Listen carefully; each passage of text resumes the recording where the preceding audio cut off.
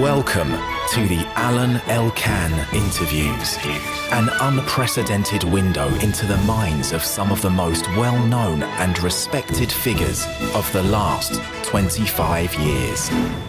We do the interview today with Sanam Vakil, who is Deputy Director and Senior Research Fellow for Middle East and North Africa program at Chatham House, a specialist of the Middle East and of North Africa. How did you become an expert on the Middle East and North Africa, and why did you want to become an expert on that? Are you a journalist, a professor, a scholar? How did it happen?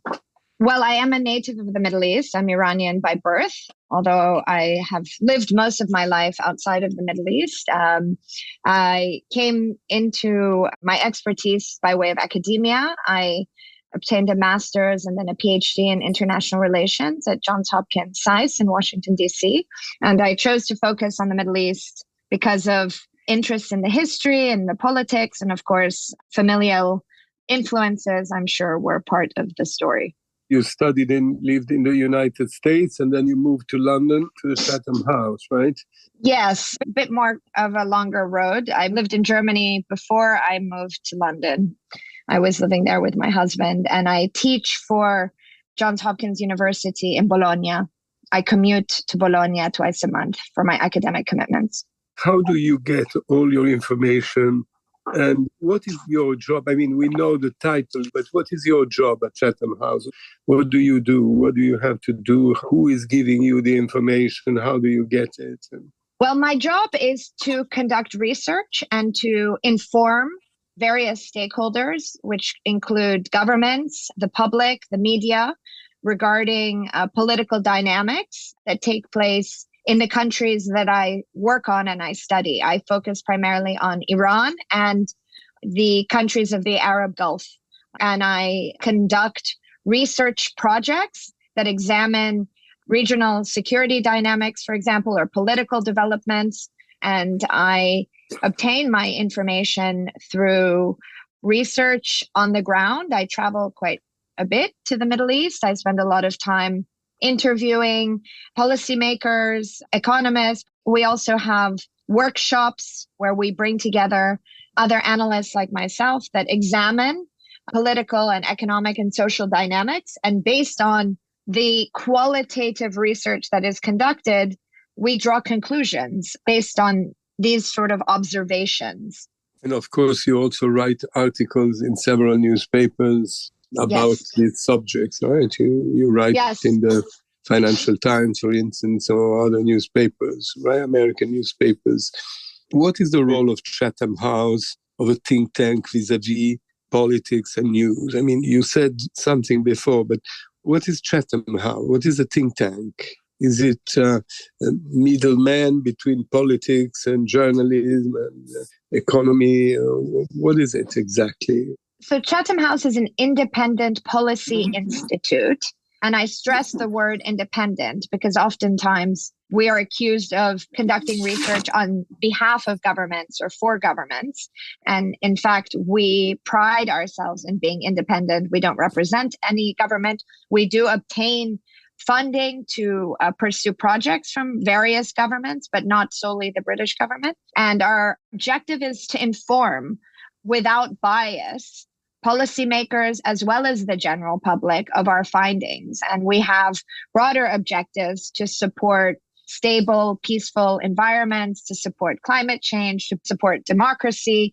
These are just some of the objectives of our institute. But we pursue research on a wide array of issues, be it geographic areas like the Middle East and North Africa, but also thematic areas, for example, like on artificial intelligence, the sustainability of work, food security, climate change. We try to elevate important international, local, regional issues that merit government, but again, also general public attention, because as we know, these days, fewer and fewer people are engaged in some of these critical issues or thinking about these issues. So it's important to bring more people into the conversation. You say you are independent, but you are impartial in your judgments? Yes. That is, there is no one institute. I think what's unique about Chatham House compared to maybe other think tanks is we do not have an institute opinion about issues. There is no one institutionalized view on anything. We are allowed to have our independent judgments. And also, we don't, again, work and represent any government around the world. And in the Middle East and North Africa program, we do not accept any financial support from any government in the Middle East. We do that to maintain our independence. For example, you follow the Middle East, and at the moment there's a lot of concern, a lot of speaking, a lot of support, articles about Iran. You are Iranian, you're a specialist of this area. How you follow the Iranian situation and what are your major concerns? I mean, because there are several issues, not only the women revolution, but there's also the nuclear situation and also the rapports with various terrorists or the governments. So I've been working on Iran for about 2 decades now. And the challenge of working on Iran today is I no longer travel to Iran. So I have to rely on the internet, the news media inside the country, as well as regular conversations with individuals of influence in order to understand the different dynamics driving Iranian policymaking.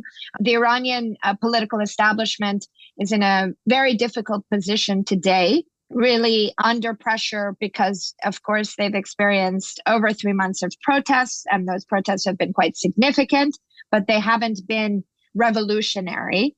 Secondly, the Iranian political system has chosen to support Russia in the war in Ukraine and is exporting UAVs to Moscow.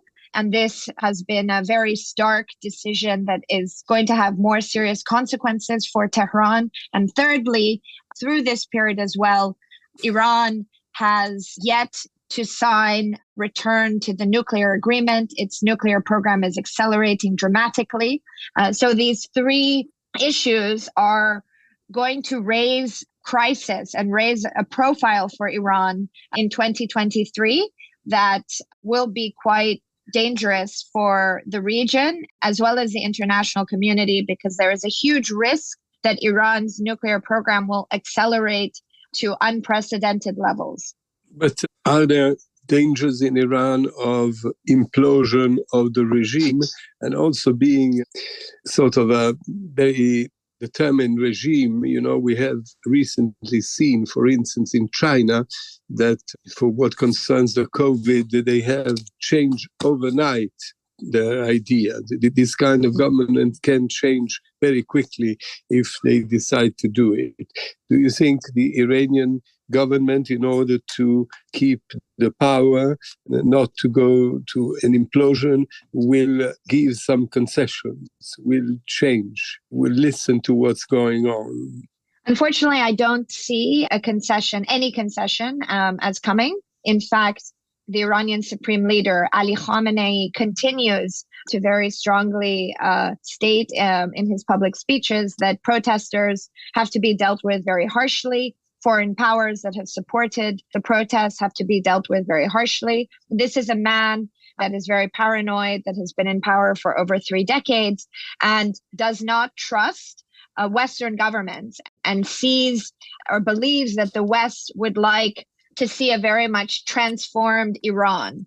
And he thinks that that transformation, should it ever come about, will be the end of the Islamic Republic. He also thinks that compromise breeds further pressure. So I think the state is going to remain very repressive. They are trying now, for example, to reinforce the veiling on women, not remove the veiling, for example. They're reinforcing their surveillance of Iranian society. They have executed for young men. Of course. I suspect most of that is going to continue. Okay, but Iran, Syria, Afghanistan, Iraq, Jordan, Israel, Saudi Arabia, Emirates, Qatar, and Pakistan are all countries of the region that you are studying, right? You often talked of the necessity of a regional security framework. This is one of your main ideas, but is this utopic, or you see a possibility for this? Right now, with this current climate of tension with Iran, the concept of an inclusive regional security framework that would bring Iran in is very unlikely. This is a concept that would have been very hard to establish, even with a JCPOA, because there's very limited trust in the region. But with Iran experiencing domestic unrest and increasing sanctions, it will be not possible for the states of the region to engage in such a constructive dialogue with Iran. What I expect to happen perhaps is more of a regional informal coordination to contain Iran and to contain any instability that might come from Iran. But a more organized security construct is still quite far away, unfortunately. But there have been some positive efforts. For example, we saw in 2020 a Baghdad conference in Iraq. We've just seen another conference in Amman, Jordan. So there are very nascent initiatives underway, but it's still going to take quite a bit of time and effort. I see your point of view, but now several things change in the Middle East. I mean, for instance, there has been in Israel re-election of Benjamin Netanyahu as prime minister. Not everybody knows exactly what's going on between the Qatar, the Emirates, and Saudi Arabia. What is your position vis-a-vis all these different nations of the Middle East, and how do they relate with Iran? You know, some are in favor, others are against. How is the situation there? And has it changed in the recent months? That's a very big question. So the region is very much in a period of flux. There is a prevailing sense of deep insecurity that is impacting most states in the region right now. And this is primarily driven by uncertainty, insecurity tied to the US role in the Middle East.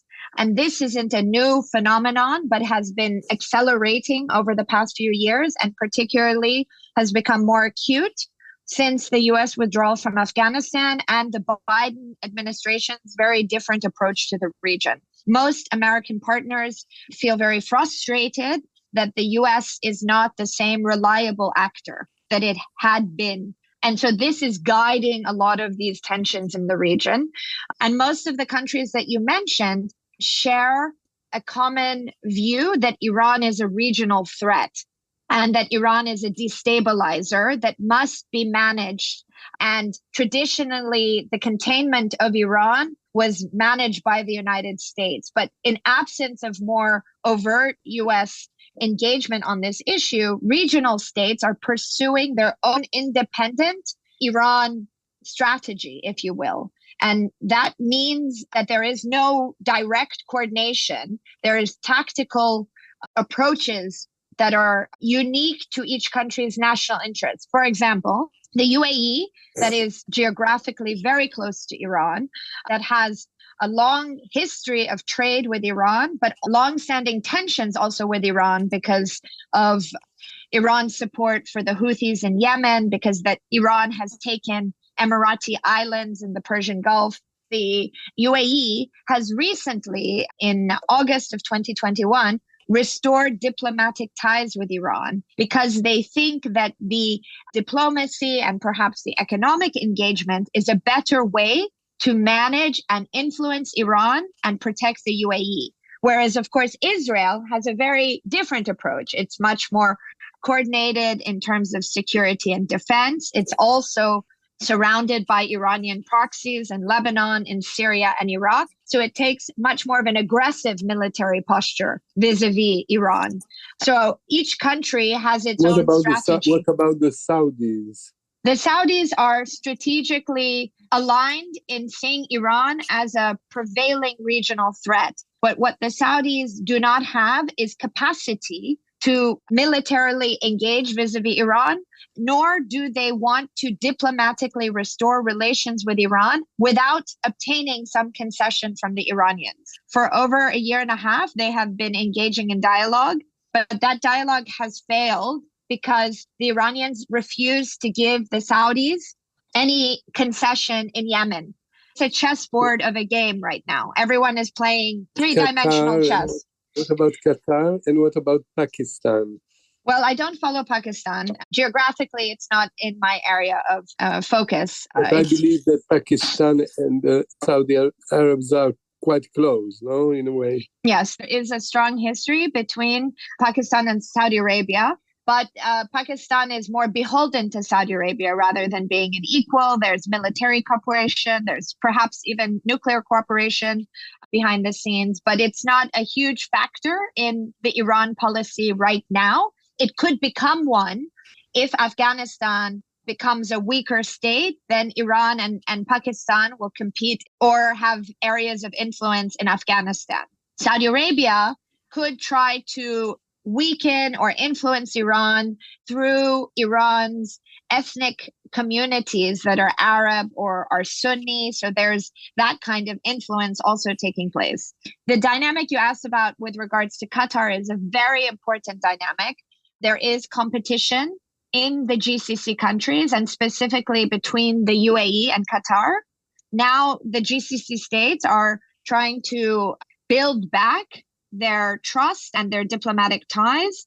But through this crisis, Iran strengthened its relationship with the Qataris. They supported Qatar when they were being isolated. And so thereby, there is greater influence now, Iranian influence in Doha. And the Qataris are playing the role of a mediator, trying to bring down tensions between Iran and the international community and Iran and the GCC. Are you also watching what happens in Turkey, for instance? More regionally rather than domestically. But of course, Erdogan's potential re-election will have huge consequences for regional politics, as well as, clearly domestic and European politics.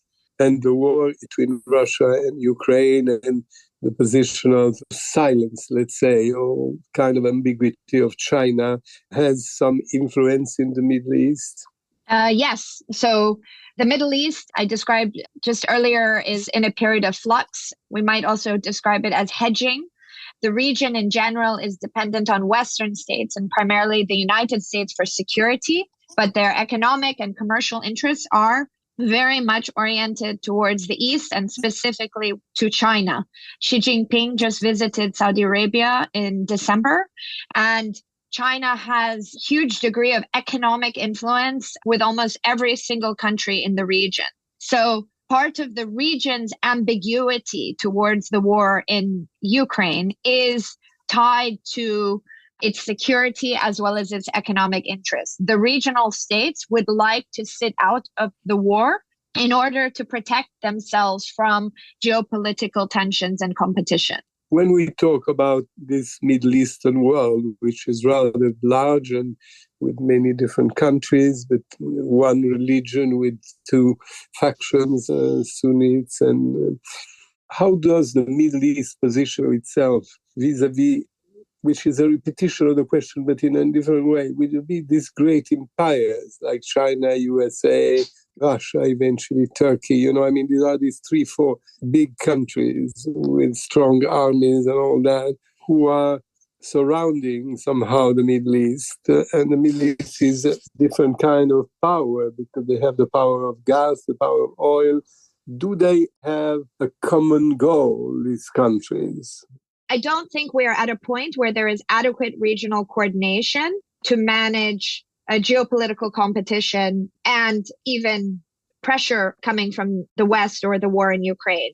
There has been, since COVID, greater regional coordination and acknowledgement that the decade of post-Arab Spring, the conflicts and the competition alongside COVID has posed unmatched burden on regional states. And so that is why since COVID, there has been greater concentration on diplomacy and building economic resilience. But we have not yet seen a common coordination in terms of regional security. Certain states are closer and certain states do cooperate, like the GCC states, or even we've seen significant coordination on security issues between Israel, Bahrain, and the UAE that have normalized. Jordan, Iraq, and Egypt also coordinate. Egypt and the GCC coordinate. But there isn't that formal coordination that is needed to insulate the Middle East from instability. The conflict, if we want to call it like that, between Israel and the Palestinians is far from being over, right? It keeps on going. It's endless. Yes, it is endless. And there have been some important shifts there. I think foremost, of course, there is Israel's very oppressive policies over the situation in Palestine. We also have a crisis of leadership in Palestine that needs to be acknowledged. Mahmoud Abbas has been there for well over 20 years, and it's time to move him along in order to kickstart some energy into this crisis. But thirdly, I would also point to the fact that many Arab states, or the younger generation in the Arab world, has less attachment to the issue of Palestine. And this has resulted in more pragmatism, focus on the national interests, and this has led to more diplomatic, if not, formal recognition of Israel, as we saw with the UAE and Bahrain. And so this has been an important shift that is not benefiting the Palestinians ultimately. Now, going back to your mansions, to your capacities, you are also in charge of North Africa, right? But I don't follow North Africa, Alain. So you don't? Because, no, because I was interested in asking you a question. From North Africa, besides their own problems, their own politics, there is vis-a-vis Europe, especially vis-a-vis Europe, this major problem of migrants, who come from Africa and they arrive in North Africa and then they go to Italy, to Spain, and then there's a lot of Greece and there's a lot of polemics about how to receive these people, how should we engage. So I wanted to know if this is possible from you. What is your position? Do you think that the Arab countries should prepare these people or help these people before they come? What is the position? I'm not qualified enough to answer that. I have my own personal opinions, but I'm not going to share them. Yeah, because Chatham House doesn't share personal opinions. No, it's just not something that I want to comment on. I don't work on this, and it's more of a commentary about Europe than it is about the Middle East.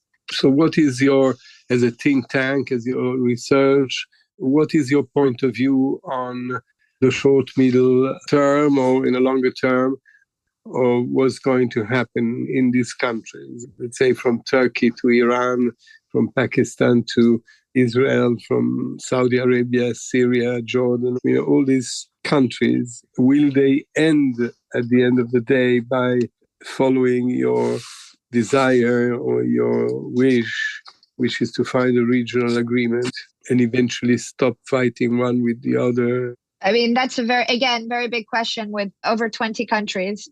I think that we are, for the first time in a very long time, getting to a point where regional security is something that states in the region are considering and acknowledging. In the short run meaning, this year, I don't expect to see the development of a regional security framework.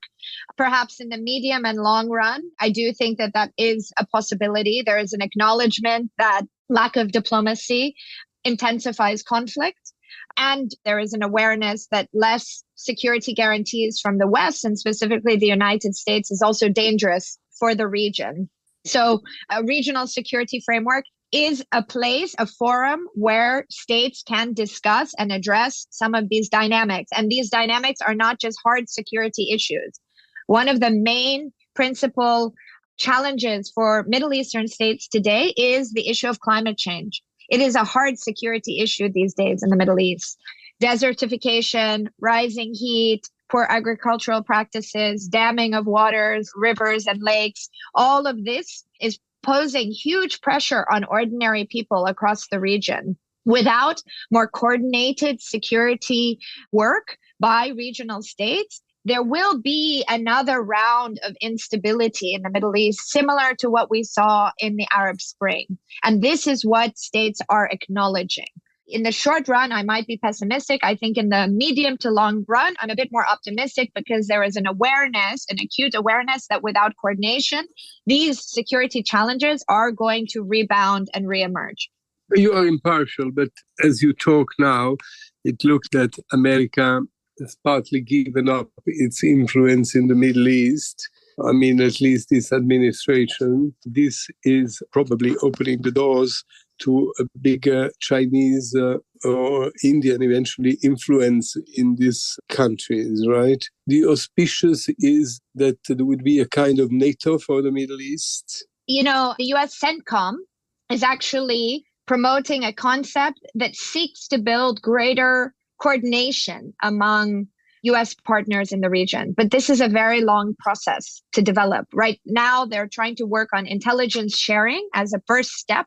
And there are other sequences that need to be developed. But what is missing and what is integral to this process is trust. And the trust deficit in the region is a huge one. And that is not just between Israel and some of the Gulf states, but also among the Gulf states themselves. So this is why this process is going to be a medium to long-term one rather than a short-term one. And on first of all, I have my own opinion. It's coming through in what I'm saying. I'm not impartial. I would say that China is an economic security guarantor of the Middle East. It is not a defense guarantee, providing defensive guarantees to the Middle East. China has long been a beneficiary of the US presence in the Middle East, and China's foreign policy principle is one of non-intervention.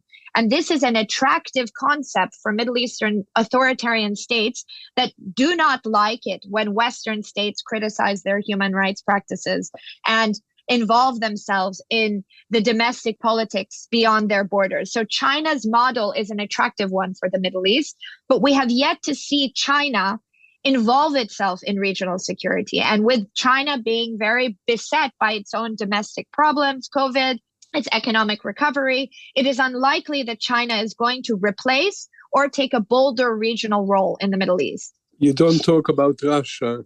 There has been a lot of Russian influence, for instance, in Syria. Is that the influence of Russia less powerful? There's less influence?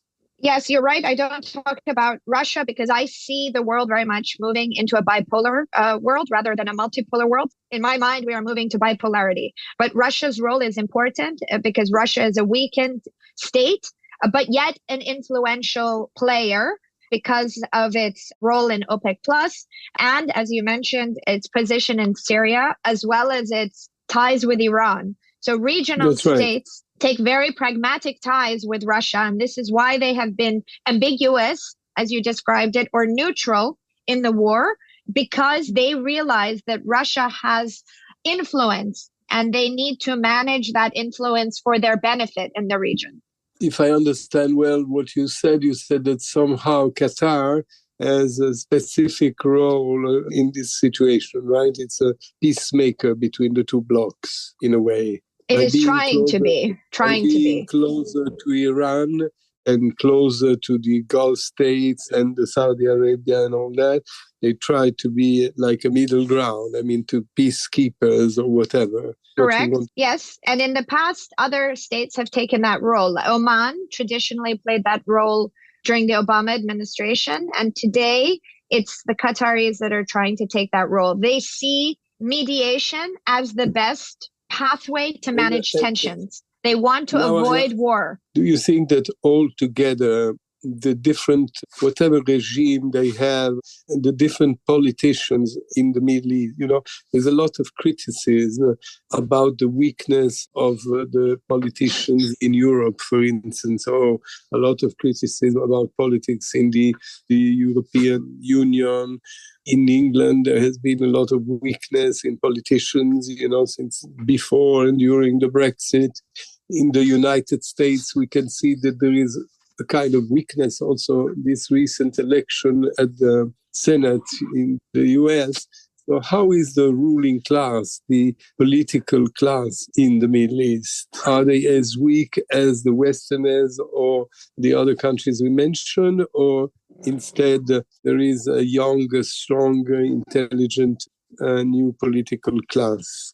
I think I would first sort of caveat what you're saying and saying the profound difference between politics in the Middle East versus in Western states is the nature of those systems. The Middle East has no real democratic state aside from Israel, as argued by many who study the region. You can't compare the authoritarian nature of Middle Eastern states with those of the West. That said, there is a transfer of power taking place slowly but gradually in many of the Middle Eastern states to a younger generation of leaders. Those leaders are not by any means democratic, but they are ambitious. They are agile, and they are trying to put forward programs and policies to protect their states and their position in those states. That, I would say, is the difference. What we do not see is the development of democracy, institutions that are democratic, consensus, compromise, or a strong civil society in most of these countries. In fact, these states are surveillance states, they're repressive states, and they're being led by individuals who see themselves as benevolent leaders, but not, again, democratic ones. So there's a big difference, if I understand, from democratic country to this kind of countries. Sanam, you raised the issue of climate change. I suppose in many ways the Middle Eastern countries, their wealth is founded on oil and gas and carbon products. And to maintain wealth, they have to make a huge transition in economic activities. Can you just mention your point of view on this? Because this must surely be a great sea change within the economic environment of the area. Of course. Thank you. I would just say, first of all, not all regional states have, Middle Eastern states are resource rich in terms of energy resources, mainly the Gulf states, Iran and Iraq, and of course, some states in the Eastern Mediterranean. The pressure from climate change and, of course, the change in coming from the West is that regional states are being forced to diversify away from energy dependency. And this is a long, gradual process. And I think the most ambitious and most well-known reform program is Saudi Arabia's Vision 2030 that seeks to diversify away from energy by building a more robust private sector. But this process can't take place overnight. It's Vision 2030 as a target, but we should see this more as a generational process, because in order to get there, you need to build many different industries. You need to educate and upskill your society to take those jobs. And you have to make changes to the social contract in these countries that never really had taxes, for example, but are actually moving to a different relationship between citizens and government. So it's a very long, complicated, and gradual process, but one that merits support and one that, should it succeed, will definitely be positive. Sanam, Vakil, your point of view is that whatever happens in the short term, the Middle East is in a very interesting work in progress. I mean, the Middle East is working to find its, I don't know if unity, but at least its role. Various tentatives, alliances, misunderstandings, peace coming back. But at the end of the day, all these states are trying to find a way to modernity and to the global world. Minus the word of modernity, because they would say they're already modern. The Qataris having hosted the World Cup. By modern, I think, to become part of a united world with maybe different alliances. Am I wrong?